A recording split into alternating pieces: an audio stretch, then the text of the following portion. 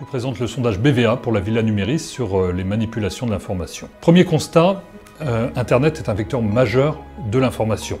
Internet au sens large, ce sont les sites médias, les sites de presse et les réseaux sociaux.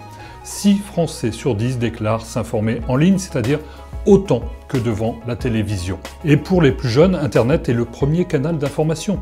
Parmi les moins de 35 ans, 8 sur 10 déclarent s'informer par Internet, c'est-à-dire 2 fois plus que devant la télévision.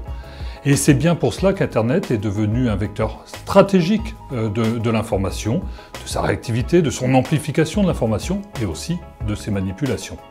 3 Français sur 4 estiment avoir déjà été confrontés à de fausses informations.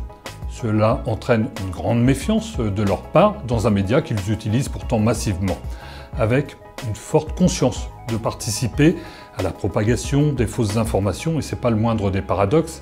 1 Français sur 3 avoue partager des informations sans vérifier la source, parce que c'est croustillant, parce que ça les sidère, parce que ça va amuser la galerie. C'est un peu comme dans l'espace public, après tout, quand la voirie est déjà sale, les passants ont un peu moins de scrupules à jeter des papiers par terre. Pour autant, on ne peut pas parler de crise de confiance dans les réseaux sociaux, parce que plus on est éduqué, plus on a le sentiment de pouvoir déjouer ces fausses informations. Et c'est bien la preuve que l'éducation prime, et au-delà de l'éducation au numérique qu'il faut mettre en œuvre.